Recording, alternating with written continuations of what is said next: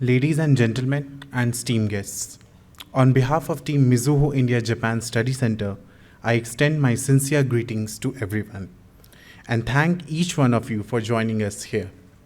Today, we came together to celebrate the culmination of 6 noteworthy years of the MIJSC, and we look forward to the 7th year with many plans, hopes, and aspirations to strengthen the center further. To start today's function, I would like to invite our chairperson of Mizuho India Japan Study Center, Professor Jaideep Sarkar, for his remarks. A very warm welcome to all of you. A warm welcome also to Mrs. Gitanjali Kirloskar. She's somebody who's worked for many years on Japan and understands the country and its people. We look forward to your speech. I also wish to take note of the presence of my very distinguished predecessor, Professor Sundar, and also the Dean Programs of the IIM Bangalore, Professor Rahul De. Distinguished ladies and gentlemen, if I were to try to understand the inspiration and the broader context behind the establishment of centers such as the Mizuho India Japan Study Center, I would trace it to the fact that relations between India and Japan have never been as strong, wide, and deep as they are today. And these relations are only growing. Our political relations are close and cordial. There are personal ties of friendship between our leaders, and you will recall that last year Prime Minister Modi made a special trip to Japan just to attend the funeral of Prime Minister Shinzo Abe. And this year we had a very successful visit of Prime Minister of Japan to India. Under this political umbrella, India and Japan are cooperating not only within a bilateral framework, but also within regional and multilateral frameworks. We have just had a very successful G20 summit in New Delhi, and this year Japan is the chair of the G7. There have been a number of conversations between the two governments and civil society on how we can work together, not only in our own benefit, but in the interest of the world at large. If I look at the bilateral engagement, the range of activities is truly impressive. Cooperation in skill development, textiles, energy dialogue, patent prosecution highway, India-Japan industrial competitive partnership, digital partnership, and startup hub, supply chain resilience initiative are only some of the bilateral instruments which are currently ongoing between the two governments. The establishment of the Mizuho India Japan Study Center reflects the quickening pace of our bilateral engagement and also the huge potential that exists for mutually beneficial ties. A lot of work has been done over the past 6 years to build the center and create a base for further activities and expansion. We would like to pool the knowledge, resources, and experience of the many of you here today who are interested in Japan and interested in strengthening India-Japan partnership. Our aim is to promote a better understanding of Japan in India and to make our own modest contribution to fostering business relations between the two countries, between the two economies, and to the many bilateral initiatives that I mentioned earlier. Thank you very much. Thank you so much, sir, for your insights. Now, I would like to invite Professor Rahul De, Dean Programs of Indian Institute of Management, Bangalore, to address us. First, I would like to welcome you all to this Foundation Day, and especially to Madam Kirloskar for gracing the occasion and the other dignitaries who have come today. The Mizuho India Japan Study Center is one of our centers of excellence at IIM Bangalore. We have many such centers, and I'm particularly happy to note that this is a center which has excelled in many ways. We have a lot of research that's coming out of the center. There are a lot of webinars that are organize. These are the expert speak webinars, which are a very frequent occurrence and are very well attended. There was a book launch just a few weeks ago, which was also very well attended and a very well written book. We have many plans for this center in the forthcoming years. This is the 6th year, but in the next many years, we have many plans which have to do with a broadening engagement with scholars of both India and Japan and the studies related to this. As Jaideep mentioned, the ties between the countries are strengthening, and there is a very strong need for research. In my personal capacity, I know I work in information technology and AI. One of the wishes we have is to research the extensive work in AI that has been done in Japan. It's actually not talked about too much. We would like to engage with practitioners at all levels. There are many firms which are established in Bangalore itself of Japanese origin, which are doing very good work. We are already engaged with them at some level. We would like to deepen that engagement. We would encourage Japan-India experts to write about the experiences that we are going through. As this relationship develops, we would like to see more output in terms of research and scholarly writing. So I welcome you all, and especially to Madam Kirloskar, for attending this session. Thank you. Thank you so much, sir. We will now play with a video retracting the milestones which we made in the recent past.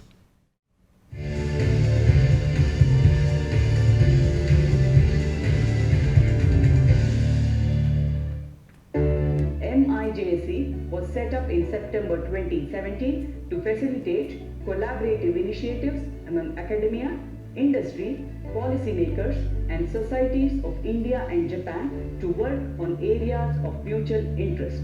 The center aims to become a leading research and networking hub that will create an ecosystem for students, experts, business managers, and policymakers with a deep understanding of Japanese and Indian businesses. We will be sharing highlights of the activities of this Center of Excellence during the year 2022-23. One of the flagship projects of MIJSC has been the webinar series. These series have two formats: Satsujin Speak, where experts or individuals will share their thoughts about their respective fields; Meeting Samvad, where a panel of experts will discuss their perspectives in their corresponding fields. This program was designed to be a bi-monthly event and has covered many areas such as leadership, innovation, culture, science, technology, and sustainability. Since the inception of webinar series, the center had hosted 23 webinars on themes ranging from business practices to geopolitics. MIJSC has held 7 more webinars on various topics with Mr. Jairam Balasubramanian, who shed light on the nuances of lean product development on the webinar topic, Developing Products, the Lean Way, Counterintuitive Learnings for Industry. Professor Puneet Rathore of Indian Institute of Science spoke on the transportation revolution through artificial intelligence and advancement in data science approach to mobility. MIJSC's 19th webinar, Meeting Samvad, saw 2 distinguished experts, Professor Hari Srinivas and Ms. Deeksha Vats, on the topic is Sustainable Growth, a Mirage, Indian and Japanese approaches to building growth ecosystems.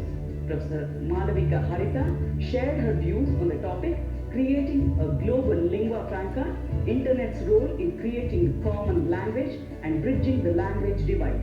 Dr. Mikio Ishiwatari and Professor Namrata Chindarkar discussed on the topic, Global Warming is No Myth, Urban Water Crisis and Management Strategies of India and Japan.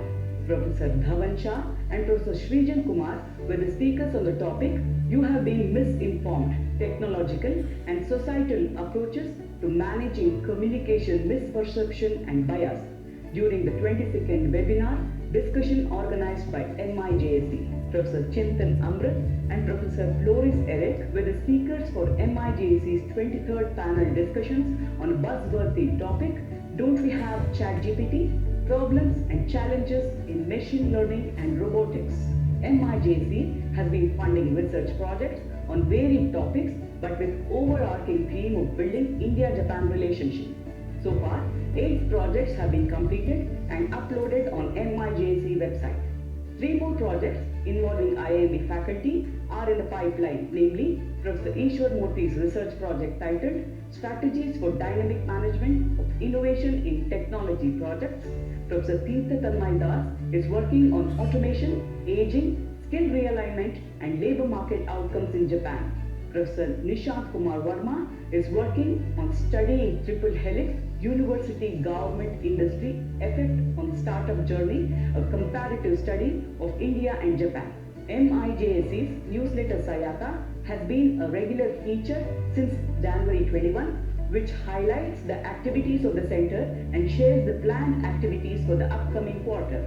It is shared among all the stakeholders of MIJSC, including students, alumni, industry and academic partners within India, Japan and other parts of the world.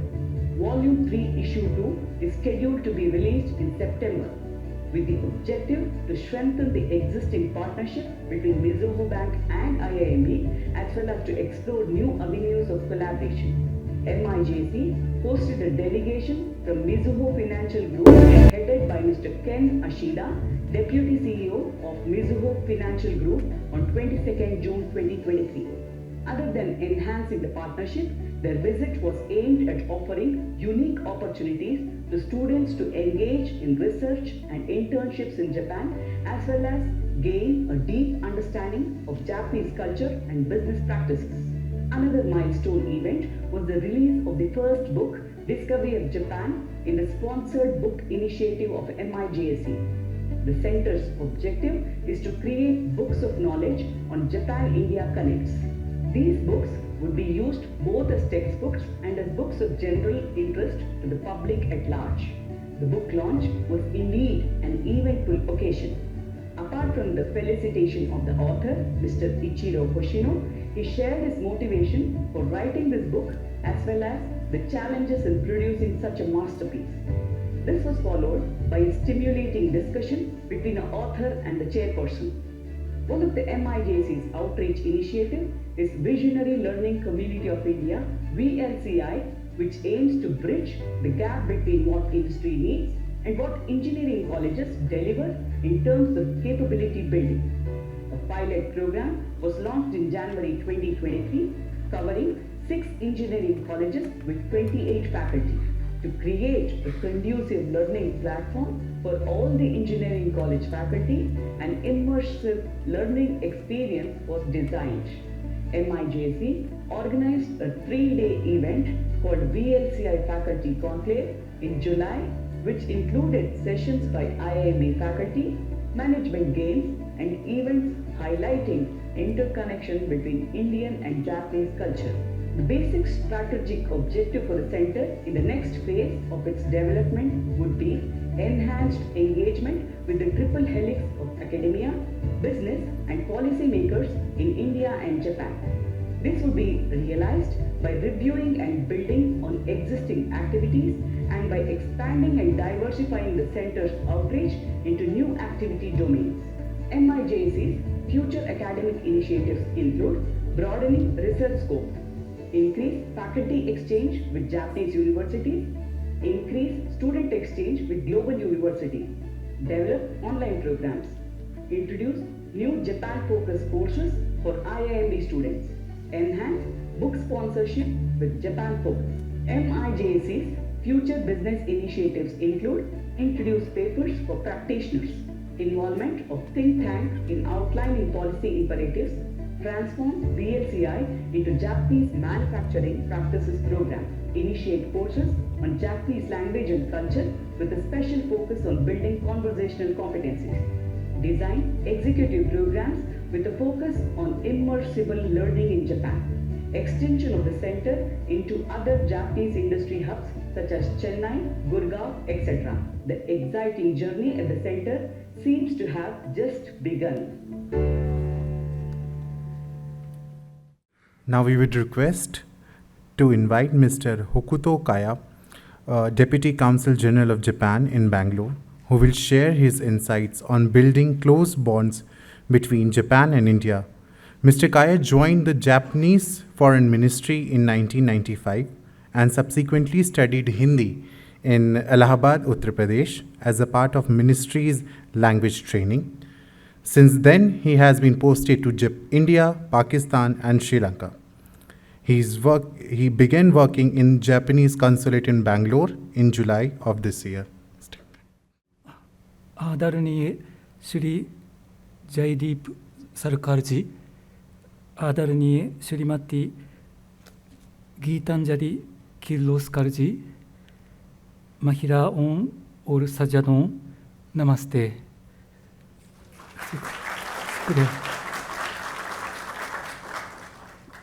आज अंग्रेज़ी या कन्नड़ा तो नहीं, लेकिन हिंदी में speech करने के लिए माफ़ी मांगना चाहता हूँ।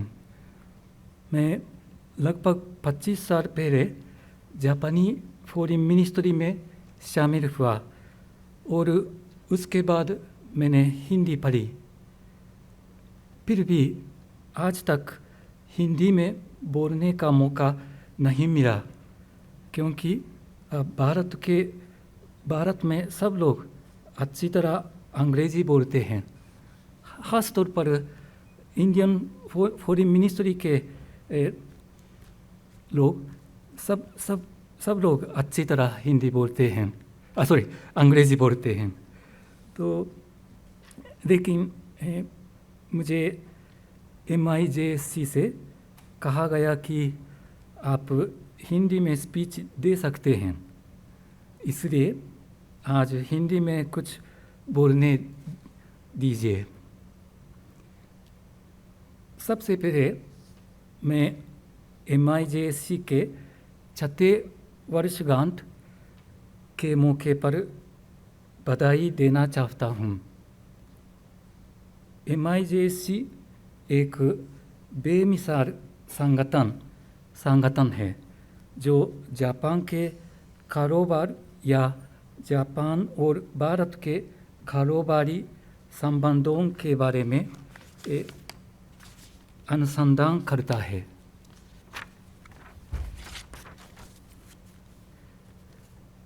आजकल जापान और भारत के कारोबारी संबंध और बढ़ रहे हैं, क्योंकि जापानी कंपनियों के लिए भारत का बड़ा बाजार बहुत आकर्षक है। पिछले साल में लगभग 1400 जापानी कंपनियां और उनके लगभग 5000 दफ्तर या कारखाने भारत में बनाए गए थे। कर्नाटक में लगभग 250 जापानी कंपनियां और उनके 500 दफ्तर या कारखाने मौजूद थे। जापानी कंपनियां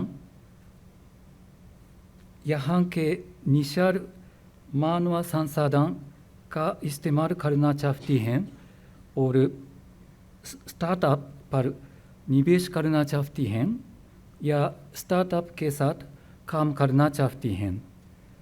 उदाहरण के लिए 2 हफ्ते पहले मेरुकरी नामक जापानी IT कंपनी ने भारतीय IT इंजीनियर के साथ बेंगलुरु में R&D ऑफिस को बनाया। जो कंपनी जापान में बहुत मशहूर फ्री मार्केट या गैरेज सेल एप्लीकेशन को संचालित करती है। कोविड संकट के खत्म होने के बाद 2 देशों के कारोबारी संबंध और सक्रिय हो जाएंगे।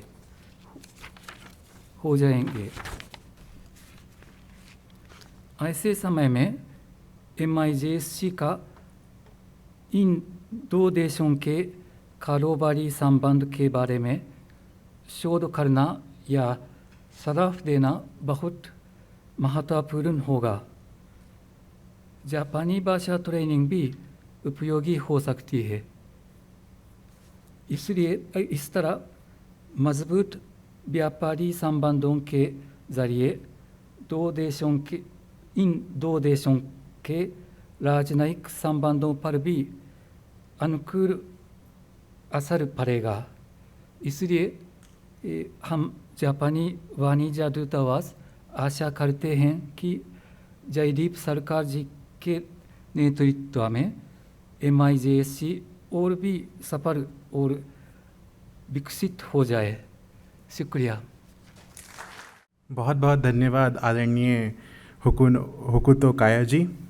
As we continue our program, we would like to invite Ms. Geetanjali Kirloskar, Chairperson and Managing Director of Kirloskar System and Chairperson of Toyota Shusho Insurance Broker Private Limited. Ms. Kirloskar has set up Sakra World Hospital in collaboration with Toyota Shusho and Secom Japan. Additionally, she has held the position of co-chairperson at the FICCI India Japan Business Council Limited. May I please request Ms. Kirloskar to come to the podium. Good afternoon. I would like to begin by thanking the Mizuho India Japan Studies Center at the Indian Institute of Management, Bangalore, for inviting me here to share my thoughts on the India-Japan collaboration and partnership. My congratulations on the foundation day of the Center of Excellence. I believe it's the 6th foundation year of the center, and I wish them great success in the years to come. Distinguished guests, members of the faculty, ladies and gentlemen. To begin with, I defied a simple aspect of Japanese culture today as we start, which is I reached 40 minutes early. Now, in their system, when we invite our Japanese partners home for lunch or dinner after a meeting or a board meeting, if the time for dinner is set at 6:45 p.m. and for any reason they arrive before 6:40, they always arrive 5 minutes early, so they're never late, and they're never on time 5 minutes early. But if they come at 6:20, 6:30, I find that they're still waiting in the car outside the gate. And then the security calls me and says, "Madam, guests have come." I am now always ready 1 hour before. So if it's 6:45, I am ready at 5:45. Then I'm told the guests have arrived, and I run out, and then one of them shared with me that it's, not very polite for us to have come that early. So they sit in the car outside till 5 minutes before. I defied that rule, though I'm here to talk about how do we integrate with their work and social culture to be able to collaborate larger, greater, better, and longer. So I reached here at about 2:20, I think, because there was no traffic, and I marched right in. So that was the Indian in me that happened. Okay. Blossoms of the breeze. India and Japan embrace cultural heartbeats. Trade winds from the east. India and Japan unite. Economic feast. India and Japan as societies have a lot in common and some synergistic differences. We are both Eastern, spiritually vital cultures. We have both progressed over the past 7 decades, one recovering from colonialism, the other from the devastation of World War II. At the same time, we have differences that are complementary to each other. India is a young country with a demographic dividend to reap, while Japan's society is mature, wise, stable, and structured. India's growing strength in new age technologies complements Japan's leadership in automotive electronics. Indian polity is boisterous and diverse, complementing Japan's structured serenity. No wonder an India-Japan partnership promises cultural heartbeats and an economic feast. Over the next 2 decades, the Japan-India economic partnership will expand to new sectors while further strengthening in the domains of automobiles, electronics, and infrastructure. IT services, business process outsourcing to India from Japanese companies will be a high growth area. Japanese investment in India's booming startup sector, we will see that too. JETRO, in fact, is doing a lot of work and hard effort and in continuous talks with me to take advice on how do we convert and have and enable Japanese startups to invest in Bangalore. I focused on a Japan-India partnership that focuses on becoming the principal axis as the world redraws the manufacturing supply chain. The geographic location of India and Japan, both stable democracies with mature capital markets and a functioning judicial system, allows the partnership to become the world's leading supplier of manufactured goods.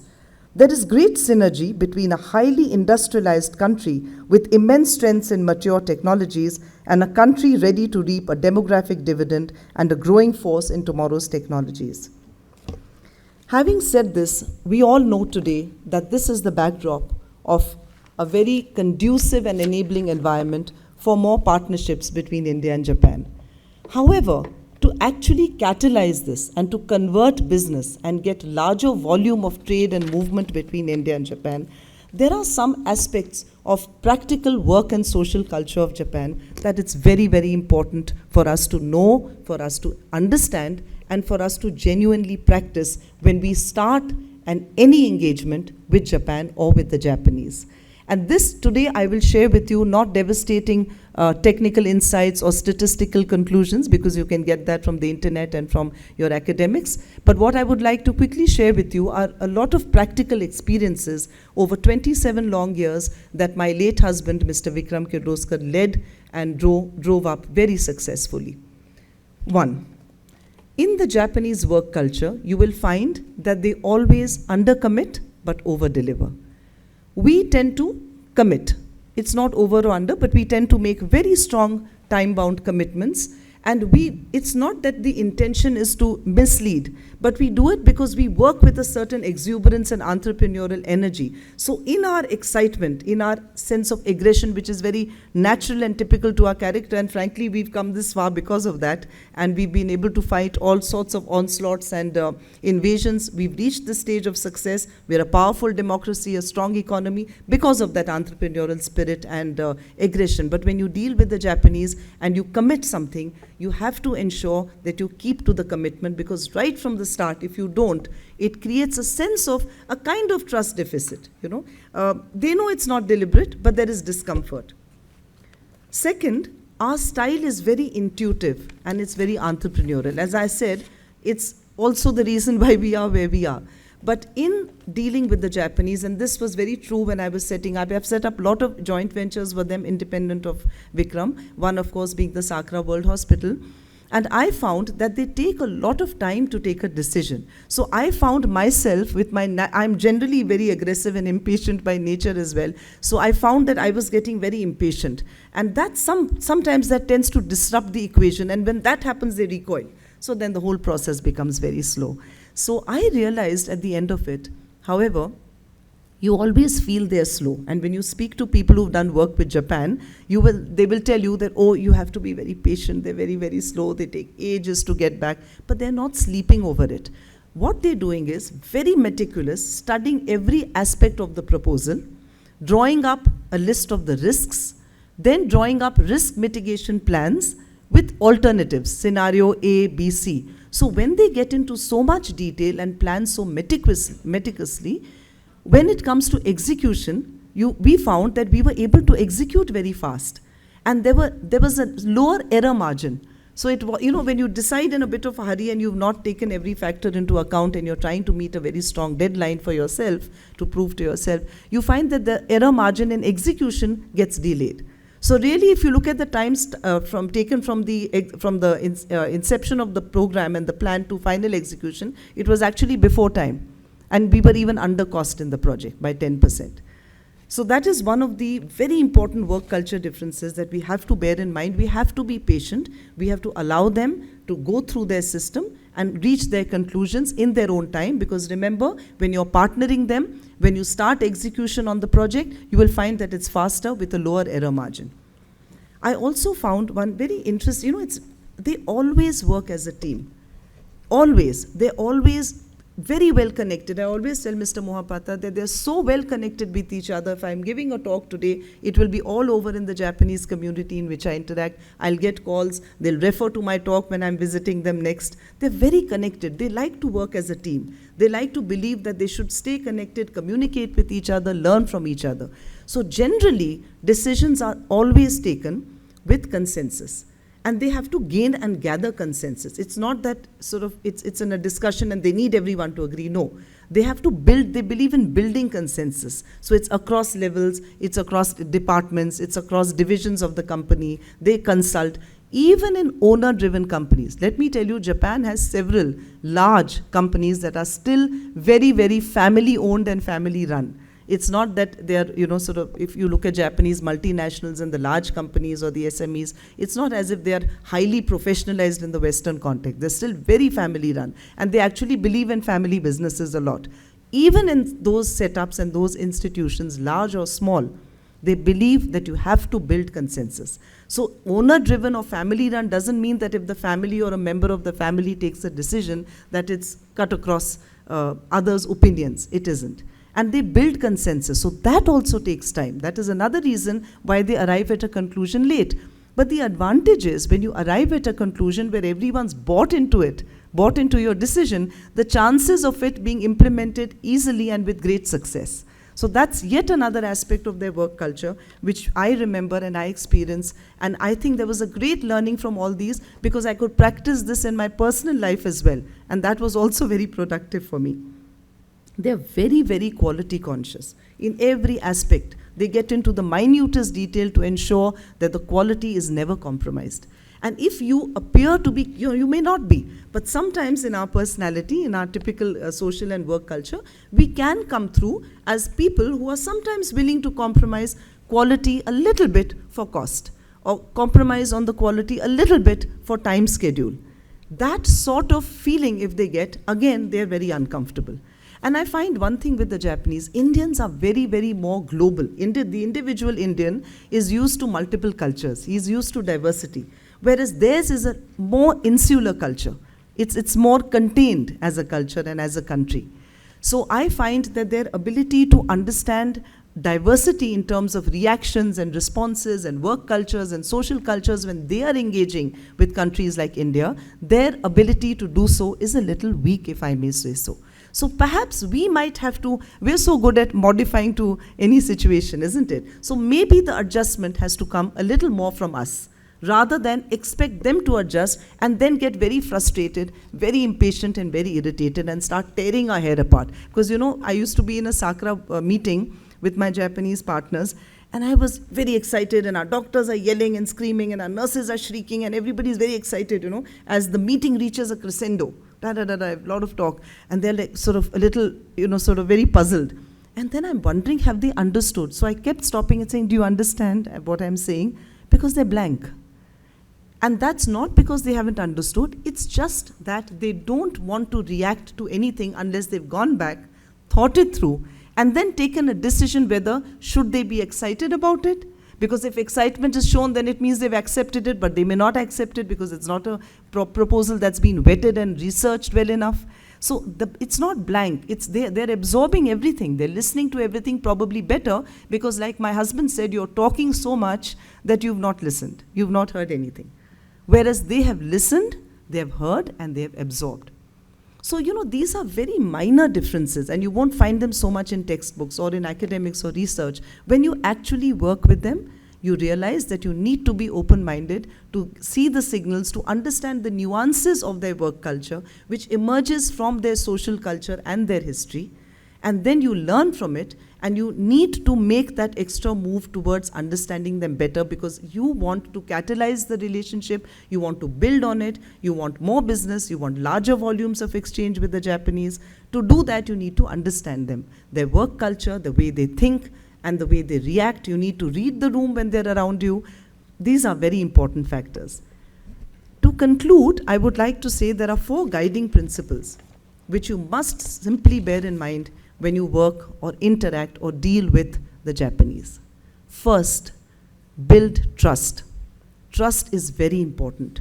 The trust deficit will not move your proposal to the next step. It will not enable your collaboration to get the volumes and the speed with which you want it to work. Second is respect. Institutionalize respect. It's actually institutionalized. It's not a one-off between members of the top management or between members of 2 junior levels that are interacting with each other. It is the culture and the way with which they present themselves to a partner, always with a lot of respect. Third, very important, humility. Am I right, to the Deputy Honorary Consul? Humility is extremely important. any measure or reflection of even a little bit of ego and arrogance will completely spoil the relationship before it even starts. They will be uncomfortable, that will lead to disrespect, that will lead to a trust deficit, and you find you're not able to either move on, or having entered into a partnership, it will not grow. It won't be a partnership that will grow, prosper, and stand the test of time. You'll find that it sort of slows down the whole process. Humility is very important. They believe if a nail sticks out, hammer it in. Am I right? So humility is the third value and the guiding principle. Last, of course, is patience. And without patience, it's very hard to work with the Japanese. So with these few words, where I thought, you all know that there's an enabling environment. You all know that the geopolitics of both India and Japan today are enabling and almost forcing the two countries to look at each other very positively. And our diplomacy, in fact, our embassies have become centers of commerce. They're no longer just diplomatic centers of polite exchange of government policy. They're actually centers of commerce where the embassy in Japan, the Indian embassy, has actually been asked to involve in the process of speeding economic exchange. And in doing so, there's going to be a very enabling environment. I was so happy to see that it's not that I'm asking us that we should make all the moves, but it was so nice at G20 to see Kishida-san's wife, the first lady of Japan, wearing a beautiful traditional sari, draped in a very traditional form, and eating and enjoying Indian vegetarian food across all the time and hours that they stayed in India. That is how they show respect. And if we can reciprocate with trust, respect, humility, and a little bit of patience, there is no end to the India-Japan collaboration. There is no limit to the exchange between India and Japan, the volume of exchange, the speed of exchange, and the success of exchange. Thank you very much. Domo arigato gozaimasu. We will now play a short video of the latest edition of our newsletter, Sayaka. Sayaka is our quarterly newsletter highlighting Centre's activities, webinars, and ongoing project.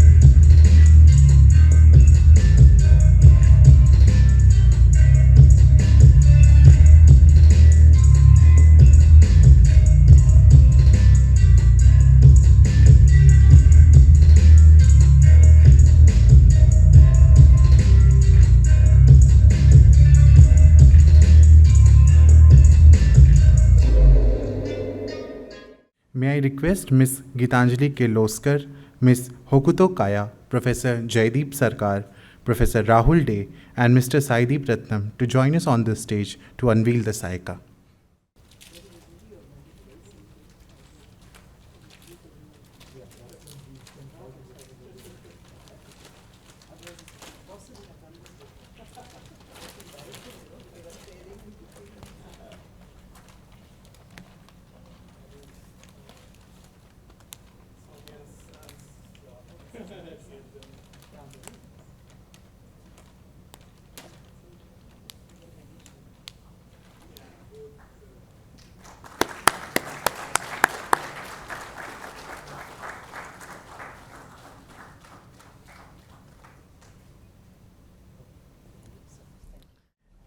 As we prepare for our cultural performances, we'll be treated to a sado, which is a Japanese tea ceremony demonstration by Lisa Kumar-san, and a Soron Bushi dance performance celebrating Japan's rich cultural heritage by Riku Kimura.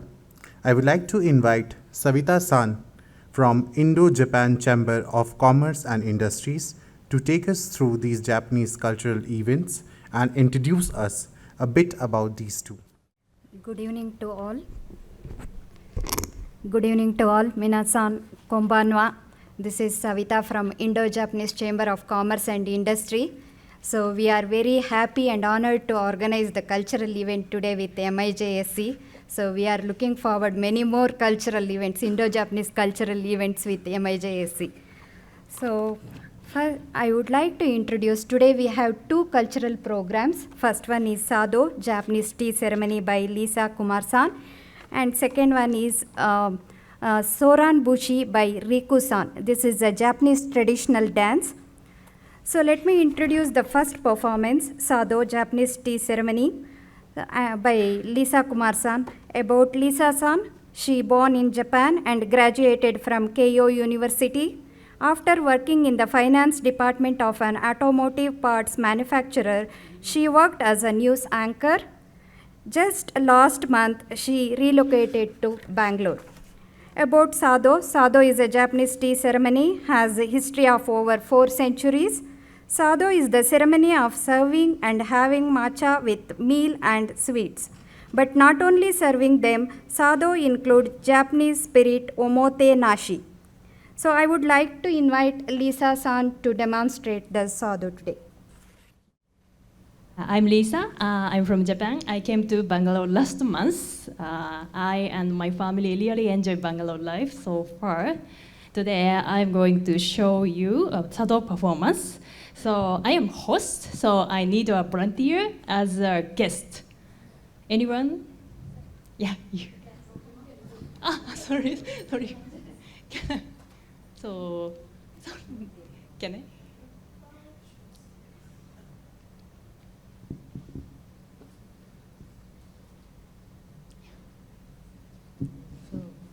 Is it the first time for you? Yes. Okay. So it's a very simple and silent performance. So I prepared the PPT. Can you? So it is there in Sado. There are so many predetermined form like judo, like karate. But through the host show respect and application to guest. And I need a PowerPoint. So today I bring some Japanese sweets. This is a dorayaki. It's a famous of Doraemon. It's using red bean paste, sweet red bean paste. And this is daifuku, is a kind of rice cake. So it's a veggie food. Which do you like? Yeah. Okay, thank you. Usually before serving matcha, we say serve sweets. So before drinking matcha, please eat. Please enjoy sweets. So, should I start? Okay, I start.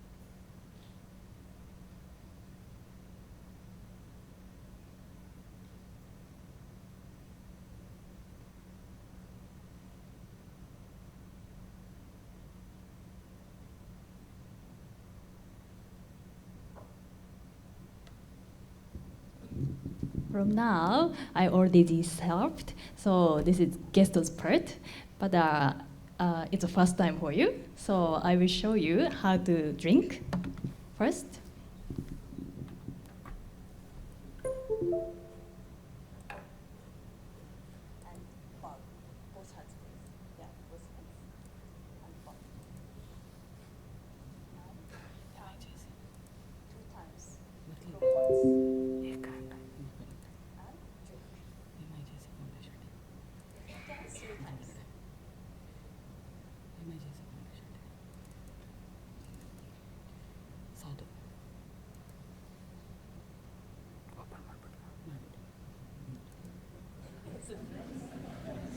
Do you like it?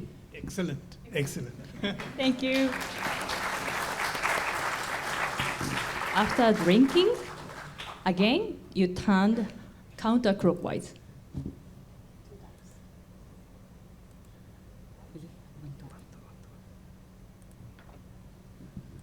Yeah, that's it. Thank you so much. Do you enjoy? Yeah. I think, though it was my first time, the experience has been, I think, a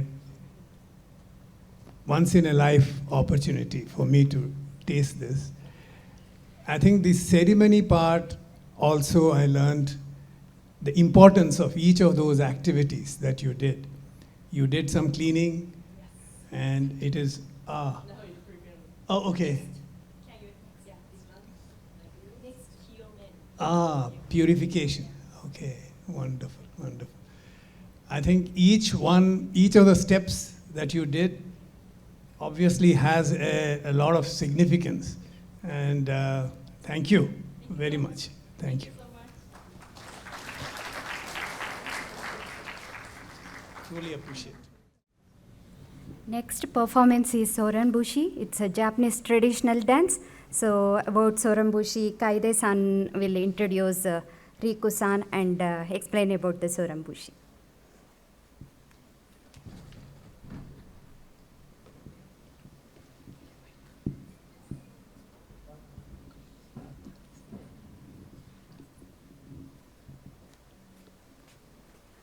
Hi everyone, namaskara, namaste. I'm Kaede and I'm here to give you a brief introduction about the next performance performed by Riku Kimura-san. Riku-san is currently in his second year in university in Tokyo, and he's here in Bangalore to do his internship for 4 months. And actually today is his last day in Bangalore. Yes. Yes. Riku-san is a member of a Yosakoi club in his university. Yosakoi is a Japanese traditional folk dance, usually performed in a large group of people. And today he is going to perform song and dance called Soranbushi. Soranbushi is one of the most famous traditional folk dances in Japan. It is a sea shanty, work song, sung by a fisherman in Hokkaido. Hokkaido is a northern part of Japan. And the choreography includes the acting ocean waves, fishermen dragging nets, pulling ropes, and lifting luggage over their shoulders. And before he begins the performance, I have two requests to you all. Clap to the music, a clap when the music starts, and chant. We have two chants, Dokkoisho, Dokkoisho, and Soran, Soran. So when the music starts, I want you to give a chant to get the dance going, and especially the Japanese guest. I'm sure you have already you have seen the Soranbushi performance before, so ぜひ掛け声をお願いします。Please give the chant. Yes. もう一度。One is Dokkoisho, Dokkoisho. Another one is Soran, Soran. Dokkoisho, Dokkoisho, and Soran, Soran. And clap. はい。では、リクさん、お願いします。よろしくお願いします。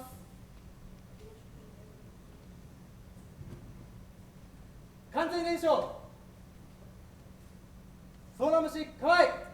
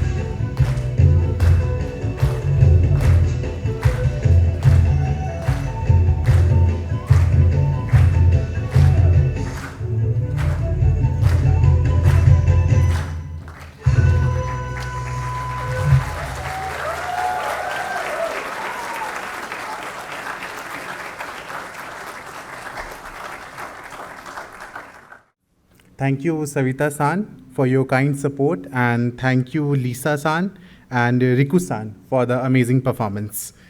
I would like to invite Mr. Saidi Pratnam to felicitate our performers.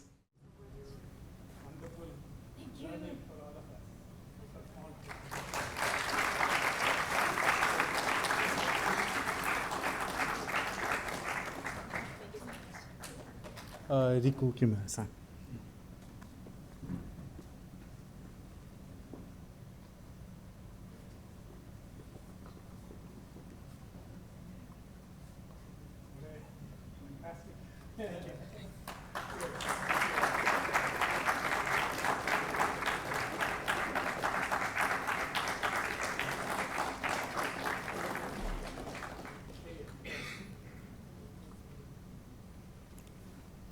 Thank you, sir.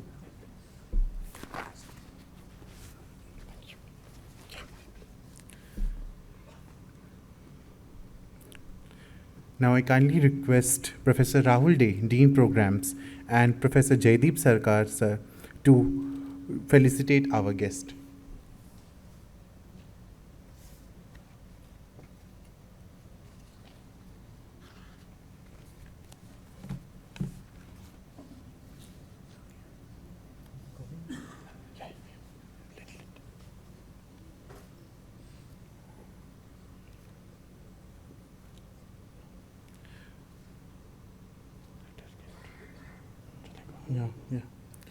Ms. Gitanjali Kirloskar, please.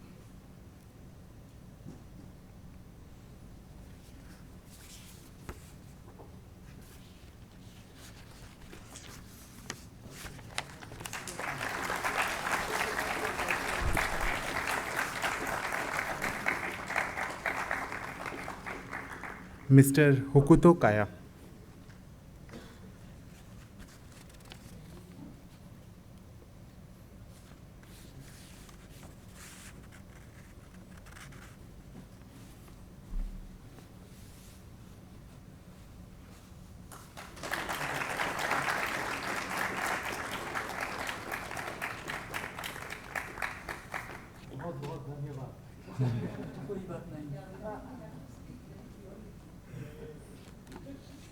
Thank you, sir. Thank you.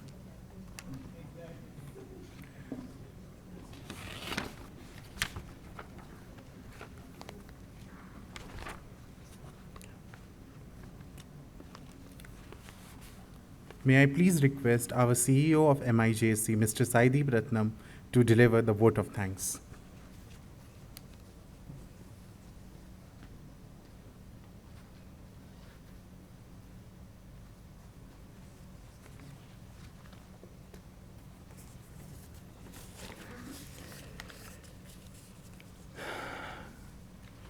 Ladies and gentlemen, it's indeed a wonderful 7th Foundation Day for MIJSC.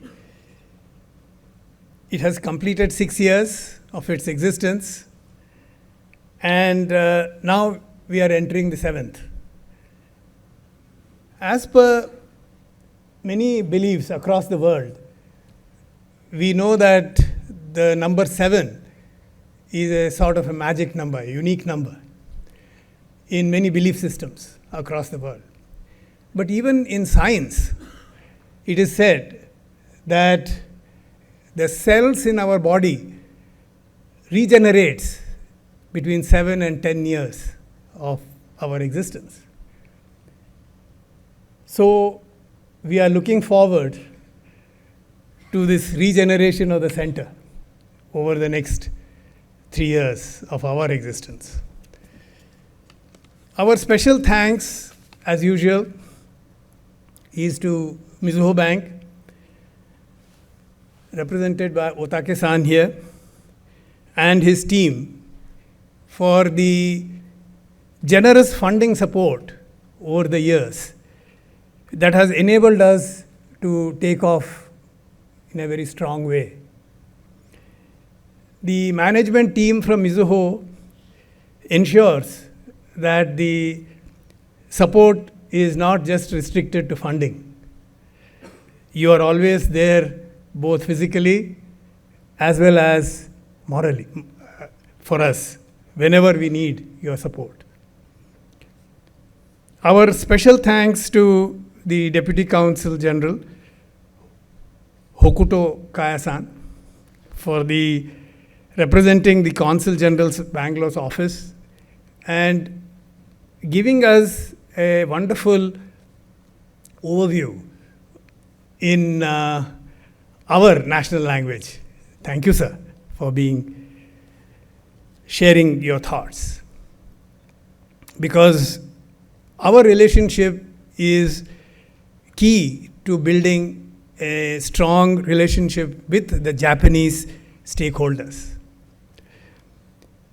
Ms. Gitanjali Kirloskar has accepted our invite to be the keynote speaker for this event at a short notice. Thank you, ma'am, for your presence. And the inspiring and very thoughtful message that you have given, I think it will stand with us for a very long time. The students here will have absorbed it like a sponge. And your presence today has also confirmed, as we have been discussing before, that our two organizations can work together to build a great platform where we can mutually cooperate and support to make this stronger. Mizutani-san from JETRO has always been a part of our celebrations. Thank you, sir, for your continued support. The Japanese industry is represented by many. Rakuten is represented by Shaman-san who is sitting here, and Mitsubishi is Ajay-san. Thank you both for your rock-solid support.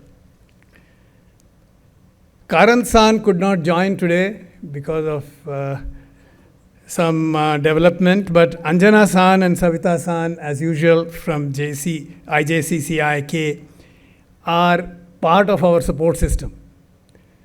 We truly appreciate this strong relationship between our two organizations. And as Savita-san indicated, this relationship will become stronger in the next few years. Other Japanese organizations like BNK are also represented here. Many thanks for your presence here today. There are a large number of Indian industry members here this afternoon rather, and whose continued presence in all our events, all our celebrations, has boosted our morale over the many years. So my request, please continue to be there for us. The support of the student community is in fact, which is the backbone of any organization like ours. And the large presence from in-house, IIMB of course, but also from colleges across Bangalore, especially the RV Institute of Management, the Ramaya Institute of Management, the Christ College, and the Japanese students from the RV and Ramaya College has been very, very heartening.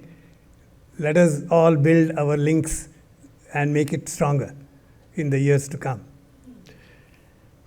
The cultural program, I think, has been an outstanding learning experience for all of us. Lisa Kumar and Riku Kimura, they have very tight schedules, but they have managed to come and both entertain and educate us today. Thank you. Leadership team of IIMB, of course, Professor Rahul Dey, Professor Krishna Sundar, and many faculty members who are here with us. Thank you, sirs, for being here this evening. The MOOCs team support for making those short videos that you have seen needs to be mentioned specially because they have also done it in a very short time. Thank you. The admin support of CAO's team, the stores team, the Tamala team continues to be very proactive and highly supportive. So thank you all. Of course, last but not the least is the role played by the MIJSC team led by Soumya, and the compere for this afternoon, Shivam, and the back-end support that Prabha and Akshay, for whom no thanks is enough. Thank you again for all your presence today.